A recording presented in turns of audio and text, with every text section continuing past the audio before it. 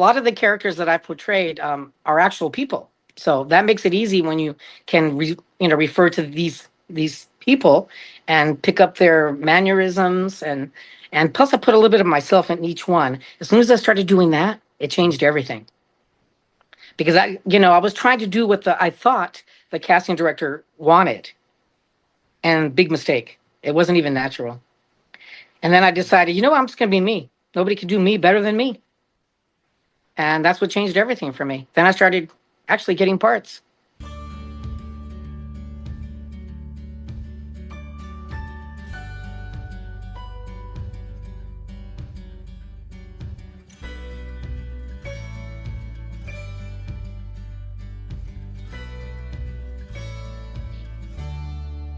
Hello, everyone, and welcome to my podcast, Creativity Worth Expressing. I am your host, Ryan Anthony Hernandez, and today we have a special guest. We have an actress coming all the way from beautiful, sunny California.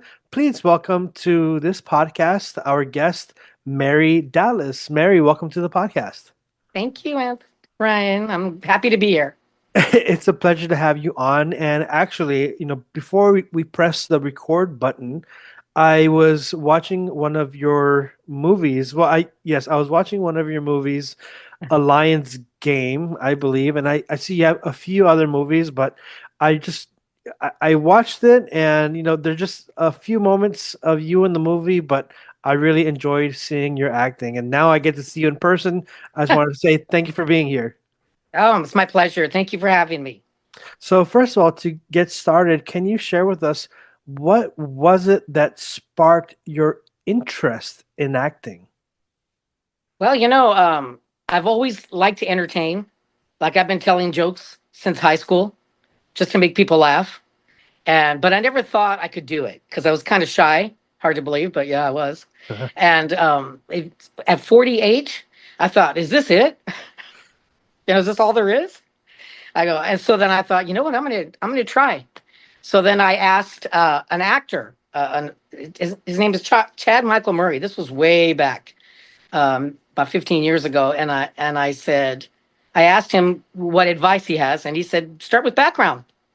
So I signed up with this background, uncut casting, and they got me on Grey's Anatomy background. They got me on Glee, a couple of Lifetime movies, and a Macklemore video. Wow. That's where I started. So you started you said around 48 years old. That's 48. That's a little bit later on. It sure is. Was there like an experience that really like pulled you into this direction? And I'm only asking out of curiosity because earlier you were thinking like, is this it? So what was it that, I mean, you could have chosen painting or no. I don't know, or something else, but not much money in that. No, that's true. But what was it that pulled you in this direction? Was it like an experience? I'm a huge fan of the show Supernatural. Have you seen that show? Uh-huh. It's with Sam and Dean, they're brothers. They go across country fighting evil stuff, trying to find their dad. Anyway, their performances and just everything about that show inspired me. I want to do this, and that's pretty much what did it for me. The show Supernatural. Thank you, Sam and Dean Winchester. And how was it for you when you first got your foot in the door? Like, what were some experiences that you can share from that beginning stage? Well, I actually enrolled in an acting class. All actors have to do that. And my acting instructor is the one that got me my first auditions. And the first one, I was absolutely terrified. I blew it so bad. I'm talking the first 1,000, I think, maybe two. I just wasn't prepared. I didn't feel confident. And I thought, even if I do get cast in something, am I going to be able to do this? So 4,000 auditions later, I think I got it now. How many auditions did you say? About 4,000 in 15 years. Well, and walk us through what it was like when you got that first yes. Well, I was auditioning for the movie. It's a documentary about the genocide of Armenia. And it was a period piece set in 1915 Constantinople. And the part was for I'm Greek. So the part was for a Greek nurse working with the American Red Cross back then. And my character pretty much finds this boy with his deceased mother, and I take him to freedom. Mm. But with that audition, she just wanted us to do a monologue on what we thought of that era. I read up on the genocide and the Turks and all that. So I told her a monologue that I made up, and she cried. I love her. She got me the part. I got the part. And we filmed, we had to hike into Griffith Park wearing like a nun outfit. Good times. Yes. So that's how you got started, but That's how I got started. That was my very first role. and along the way, while you're, receiving a lot of no's, what was it inside that kept you going? I just thought driving to LA for every audition, we're talking like a 4 to 5 hour round trip, Mhm. trying to find parking. It was an absolute nightmare. I had a hard time. I rear ended someone. Oh, I double parked at a meter. Oh my goodness. And one time I got stuck in so much traffic and I was auditioning for a Little Caesars pizza commercial. This is my third attempt. And I was so late. I finally found parking, and I was wearing these like pilgrim shoes because it was Little Caesars Pizza, and I had to take off my shoes, and I'm running down Santa Monica Boulevard in my socks, and I made it. I made it on time. well, That was a crazy experience. so now that you're acting, how has it changed your life, or has it in any way changed your life? Well, it hasn't changed my life at all because I'm not I'm not a celebrity or anything. Um, the general public doesn't know I exist, but I'm starting to get known among the actors and stuff like that. I'm starting to make some progress. So Okay, now I'm curious about, the process, because we've heard a bit about your background, how you just really, you know, kind of just threw yourself into this like full on. I But now did. now that you're in this, I'm curious on the process. Like I know you've played quite a few roles. So for like each role, do you follow like a standard like a ritual in preparation, or for each different character, do you prepare in different ways? Well, I do my research. I the character dynamic. I Mm. kind of YouTube it, and then I watch the person, and then I just think a lot of the characters that I portrayed are actual people, so that makes it easy when you can refer to these people and pick up their mannerisms, and plus I put a little bit of myself in each one. As soon as I started doing that, it changed everything because I was trying to do what I thought the casting director wanted, and big mistake. It wasn't even natural. And then I decided, I'm just gonna be me. Nobody could do me better than me. And that's what changed everything for me. Then I started actually getting parts. So you're saying Yeah.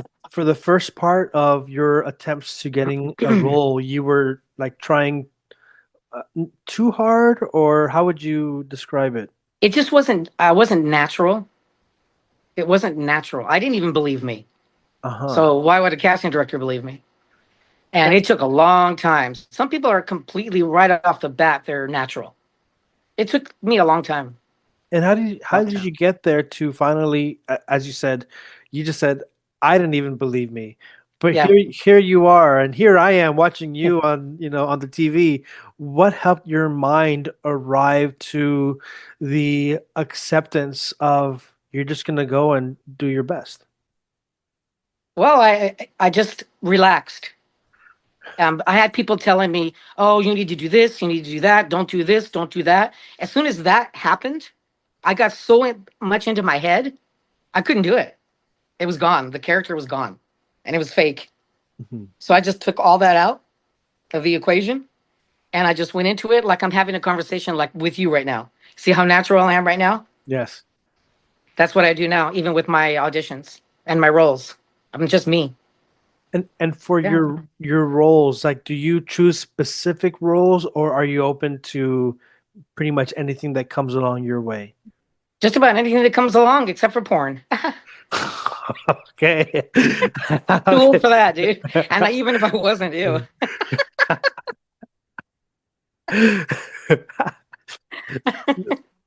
No, thank you. Wow, I just Yeah. lost the next question. Oh, oops, Um, sorry.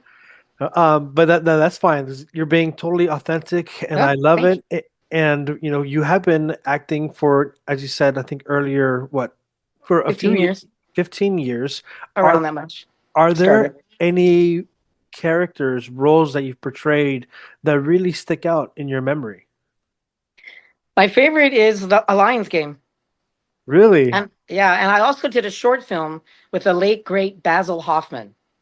And that was I was cast by Mike Tim. He's an NBC Universal executive producer.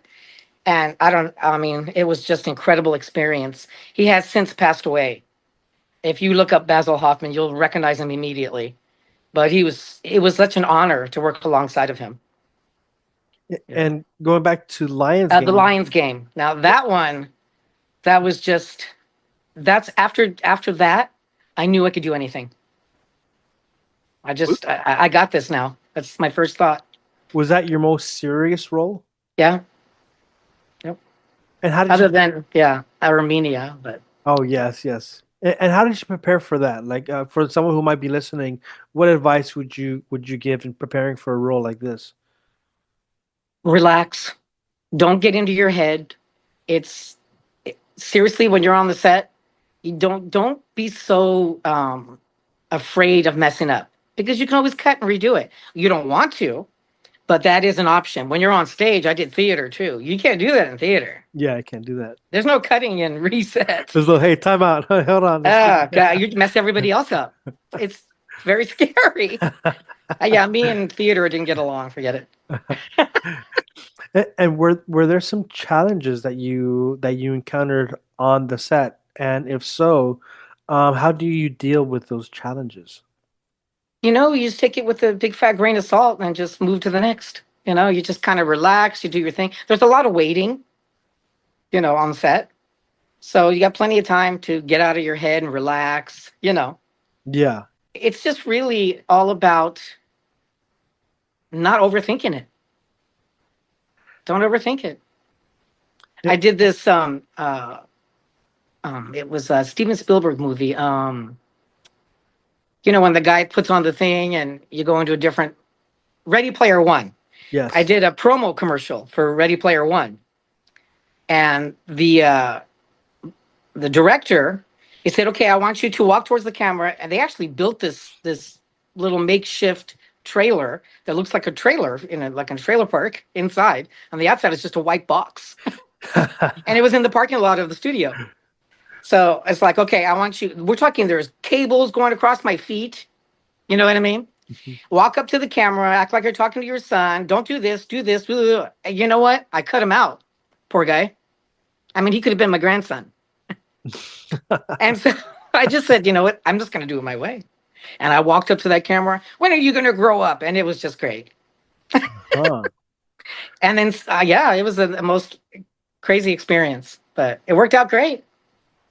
So Have when you work with directors, like, do you, like, in your opinion, are there some directors who don't really know what they want? some of them ask you to bring the character to life. And in the beginning, that was hard for me. I'm like, no, Uh-huh. no, no. I'd rather you tell me what you want so I can do it. I mean, I'd rather him show me what he wants me to do and then me reenact it. Back then. Yeah. Now when they ask me, I can come up with stuff. It's getting a lot easier. Okay, and where do you think you get this creative, this ability to fill in where a director might not have that creativity at that moment? But it seems like, listening to you, like, now, at least now, maybe not before, but now you're like, bam, you're able to fill it in. Where did this come from? Improv. In acting class, you also take improv. You go through the improvisation. They teach you that. They teach you commercial. They teach you all kinds of stuff. But improv is the most important Isn't because that whenever you have to just wing it, comes in handy. really? Yeah. Now, being on different sets, are there any experiences that you have that you can share with us? So maybe some fun experiences or some good experiences that you could share. Well, I recently filmed a movie, a horror comedy, um, slash I don't know, slasher film. it's called it's called oh my gosh. Um, Is it I'm going blank. Desert Finds Desert Fiends Things 2. Oh too? my god, I had a blast. We filmed in Vegas. Well, it was in Henderson at a ghost town. Oh, Yeah, what? running through the desert, being chased by monsters. It was a blast. How was that? I mean, is this I had already so out? much fun. Is the movie out It's already? gonna. It's. I think it's gonna come out this summer. I don't know for sure though. But Okay. I loved every minute of that. That was a blast. Well, I can't wait to see that one when it Yeah. comes out. I mean, Yeah. I like scary movies. Are you like a mom as well? Like in the last movie, A Lion's Game, or is your character a little bit different? Well, my one of my best friends, Bruce Locklear, he's the one that got me this part. He knew the production. This is like his fourth time working with them, and so he suggested me to the movie, the production, and they gave me a chance. They took a chance on me, and I just played. He was a rock star in this, and I Okay. played his assistant. Now, have you also So much played fun. like musical roles in Oh, movies? I couldn't sing one note. No singing, no dancing, not yet. Maybe in the future. Eh, I might be able to get by with a little '80s dancing. That's about it. You know how we used to dance back then? Oh God. Yes. But yeah, singing, I got kicked out of choir. I tried Oh, out for choir really? at 10 years old, and he weeded me out They took you out. and said, "It's you. You're that sour sound." Oh man. And he kicked me out. Yeah, my parents had to come and get me. So with experiences like that, when you were a kid, how, as you said, you got weeded out and all the no's that you Oh, so received many no's. Yeah. over the years. Today, like what do you think you've learned from all of these experiences? Well, it just you're like, well, what else am I going to do? Just because I'm getting a no doesn't mean I'm bad. It just means I'm not right for the part. I finally got to that stage of my career that no is not, it's not a personal thing. It's not a direct insult to you. I used to get so upset and cry. I remember doing, I don't know if you familiar with this, but I know actors are. It's called car rage. What's that? After an audition, when you start beating on your Oh, steering wheel, because I knew I messed it up, and it was just, yeah. I used to do that a lot. Not anymore. Because ever since COVID, now we just self tape, which is the mm. huge plus for me. Well, you don't have to be doing all that driving I don't have to go to LA every time. My God, it was a nightmare. and all that traffic. I mean, Never ending. You never know how long it's going to take you. I mean, I wow. left 3 hours ahead of time for that Little Caesars Pizza audition and still was almost late. 3 hours on the road. 3 hours. Yeah. Like, I remember one time because like right now I'm in, for the audience, I'm currently living in San Antonio, but I'm born and raised in LA, and I just remember like a couple of years ago I just flew into LA, and I was gonna go rent a car to go visit some family, and they were in South Central. Oh. And I'm looking at the yeah, I got I'm lost there once. I got lost there. but I'm looking at the GPS and it's like over an hour, it's like almost like 2 hours. I'm like, damn, dude, it's like I'm not going to Riverside. I'm just going right here. So, Yeah. Well, you know what they say. It takes an hour to get to LA from LA. yeah, it sure does. But hey, it's a good thing that you're able to um, Oh, film yourself at thank home. God. Yeah. How much is that, how much has Hollywood or, the movies changed over the past 15 years? Ah, gosh. A lot. I mean, yeah, and if you're a movie maker, it changed a lot for movie makers because you have to have all these different elements in your movie or series in order to even be considered to go on Netflix or Hulu or whatever. You have to check every box. It didn't used to be that way. It used to be passion projects. So you can make a movie and don't have to worry about all these other elements in it. But now it's very serious, and that's changing too because a lot of um, older actors like me, but I'm not A-list. A lot of A-list older actors are leaving Hollywood and starting their Their own own. production studio, whatever you want to call it, and you know what I mean, outside of Hollywood. so they can make their movies their way. Where are they moving to? Like, where? Like, are there any like specific places Uh, that you can think of? Like, I don't know. I just know they left Hollywood. yeah, it's crazy. I've seen a lot. Well, I Yeah, see like some are going to Canada or yeah. Canada's Atlanta, awesome. Yeah, Georgia. Yeah, Canada's big. Vancouver. Yeah, Vancouver. yeah. Would you move or are you staying put? It depends. If they want me to relocate for a series regular, oh God, that'd be a dream come true. I'd go anywhere So talking except about for a third world country. Yeah. so talking about dream locations or like dream projects, are there any like dream projects that you have in mind or like actors, filmmakers that you wouldn't mind working with? I wouldn't mind working with anyone. I've never had a bad experience. I mean, every time I'm on a set, it's just I feel like I'm so blessed. Like I'm always like I can't believe I'm here. It's just amazing to me. And as soon as they say action, I don't know what happens after that. I forget, and then I see them like, oh, I don't remember doing that. Really? I just come alive.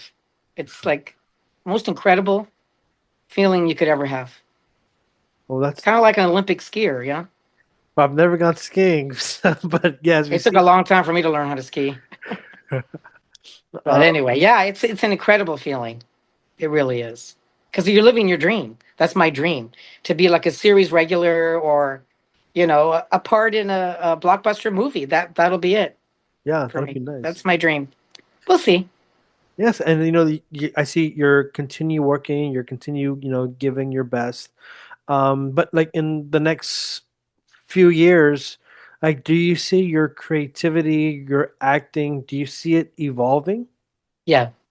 You always learn. You never stop learning. Every time I'm on a set, I learn something new. Every time I do an audition, I did 6 auditions in 10 days. I Really? played a maid, a town mayor, a psychic medium,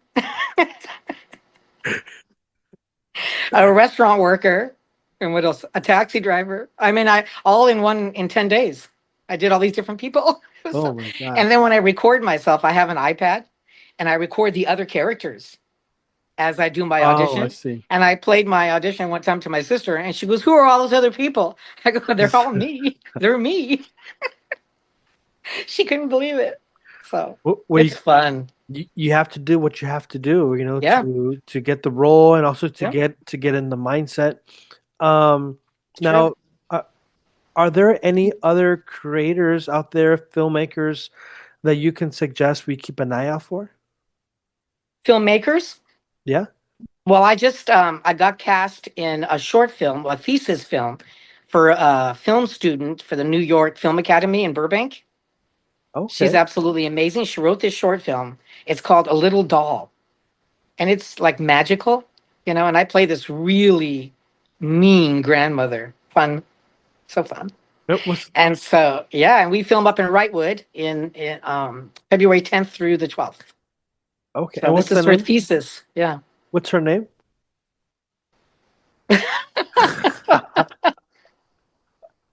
Well, the movie is A Little Doll, and she has a video out to promote it. It's all over on my social media also. A Little Doll. I don't know Oh, her last name because we just barely met because I had to drive out to Burbank and we did just a scene, just one scene for her instructor and for the other film students, which was a blast. well, hey, I totally get you because like I've been doing podcasting for, I have this podcast, but I also have another one. So I'm meeting a lot of people. I'm having a lot of conversations, and sometimes I just can't remember their names, and it's like, I'd go blank. I mean, I I forgot Desert Fiends. How do you forget that? And what? Mr. Rogers is the short film that I was in with Basil Hoffman. Okay, That was Mr. a Rogers. blast. Mr. Rogers, yeah. Okay, do you have any projects that I mean, besides the one that you mentioned, the doll one, but are there any other projects that you're working on that people in the audience should really stay tuned for? Well, like I said, I'm looking forward to Desert Fiends 2 coming out soon. I think we have a red carpet event in Vegas to promote that one this summer. And that's definitely I just was cast in something else, but it's not for sure, so I'm not going to mention it yet. Okay, I don't know yet. so Yeah. whatever it is, crossing fingers that everything goes nice and Yes. good. Yes, please, and thank you. And now for my last question. This is a question that I ask all of my guests, and I'm going to ask you, Mary Dallas, why is creativity so important for you? Because without it, it's just life is kind of dull, blah. It's going from black and white to color, you know? Hmm. You have to have some creativity. If you're like, yeah, like I'm driving along in my car and I think of something so darn funny and I just bust up laughing, you know? It's like my brain's always going, that's creativity. I can't decorate, but as far as a role and looking at a role, I can be really creative with it. Yeah. Finally. It wasn't the Awesome. case always. Takes time. Well, hey, thank And you. and patience too. Remember, you gotta have And patience. and patience.